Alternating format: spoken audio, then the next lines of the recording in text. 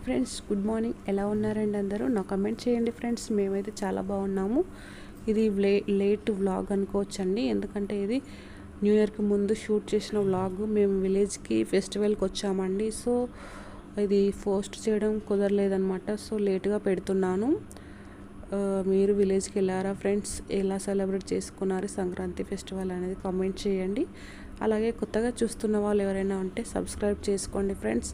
అలాగే ఇక్కడ వచ్చేసి మార్నింగ్ పనులు చేసుకుంటూ ఉన్నాను. ఇది న్యూ ఇయర్కి ముందని చెప్పాను కదా, సో అప్పుడే అండి.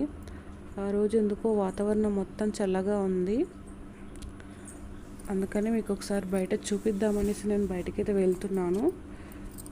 తర్వాత ఇదంతా పార్కింగ్లో అండి, ఫుల్ బండ్లు నిండిపోతాయండి. అసలు మా పార్కింగ్ మార్నింగ్ లేస్తే అయితే ఇది ఒక పార్కింగ్ లాగా అనిపిస్తుంది, వెహికల్స్ పార్క్ చేసే పార్కింగ్ లాగా.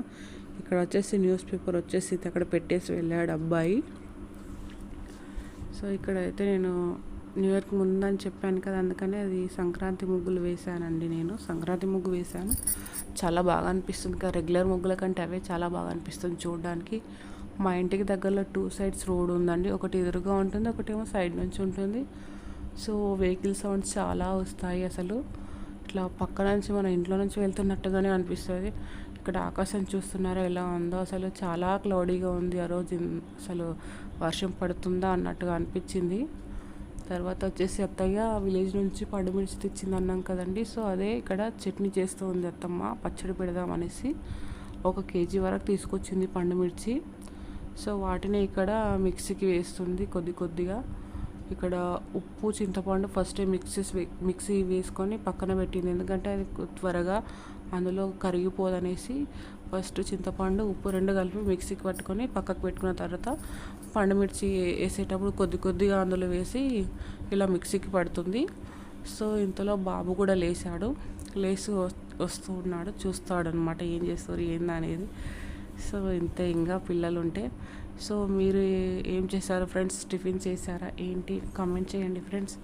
అలాగే ఇక్కడ మా ఆయనకు అనేది నేను టిఫిన్ చేసిస్తున్నాను, దోశ. అందులోకి నైట్ కర్రీ ఉండే చికెన్, సో అదే వేడి పెట్టి ఇచ్చేస్తున్నాను. ఎందుకంటే చికెన్ కర్రీ ఇలా దోశలకు, టిఫిన్లకు చాలా బాగుంటుంది. చికెన్ కర్రీ లేదంటే మటన్ గ్రేవీ కర్రీ, ఏదైనా కూడా నాన్ వెజ్ ఐటమ్స్ ఇలా టిఫిన్స్లోకి, ఎస్పెషల్లీ దోశలకి చాలా బాగుంటుంది. ఎమ్మీ టేస్ట్ ఉంటుంది అసలు. సో మీకు ఎవరైనా తెలిసిన వాళ్ళంటే కమెంట్ చేయండి ఎలా ఉంటుంది అనేది, ఎవరికి ఇష్టం అనేది కూడా చెప్పండి ఫ్రెండ్స్. తెలియని వాళ్ళైతే ఒకసారి ట్రై చేయండి, టేస్ట్ మాత్రం బాగుంటుంది.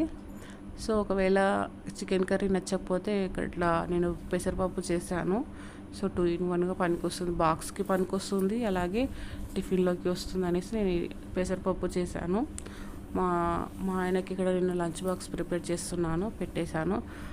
ఈ టిఫిన్ అనేది పోయింది సైడ్స్, ఆయన కూడా ఇదే యూజ్ చేస్తారు. ఎందుకంటే మా ఆయనకి టిఫిన్ అంటే చాలా సెంటిమెంట్, అందుకే దీనికి ఒక స్టోరీ ఉంది.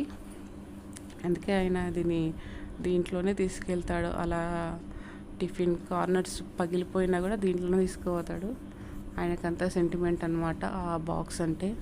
సో ఇక్కడ నేను బాక్స్ ప్రిపేర్ చేసి సైడ్కి పెట్టేశాను. మా ఆయన తీసుకెళ్ళడానికి రెడీగా ఉంది.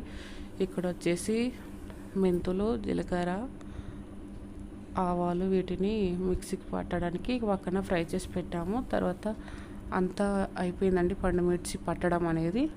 సో ఈ విధంగా పెద్దగా పేస్ట్ చేసుకోవాలి. తర్వాత ఇక్కడ నేను ఆయిల్ పోపు పెట్టేశానండి.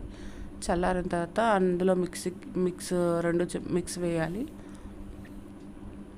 సో ఈ విధంగా చల్లారని వాళ్ళని పక్కన పెట్టేసుకున్నాను. కొంచెం గోరువెచ్చగా ఉన్నప్పుడు వేస్తే పికిల్ అనేది పాడవదు.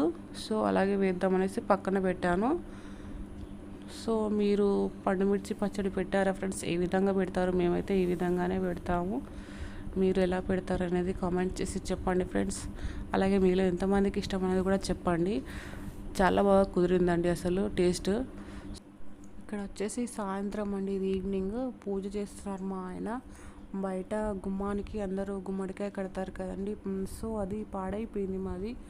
సో చాలా రోజులు అవుతుంది అనేసి అది కొంచెం కుళ్ళిపోయినట్టయితే అది తీసేసి మంచిది పెడుతున్నాడండి. ఇక్కడ సాయంత్రం పూజ చేసేసి దానికి కూడా కొంచెం బొట్లు పెట్టేసి పెడుతున్నాడండి. ఎందుకంటే కొంచెం దిష్టి తగలకుండా, చిన్నపిల్లలు అలా ఇలా ఉంటారు కదా, ఎలాంటి నెగిటివ్ ఎనర్జీ రాకుండా అనేసి ఒక సెంటిమెంట్ లాగా కడతారండి. ఎవరు నెగిటివ్గా అనుకోవద్దు. సో అంతే అండి.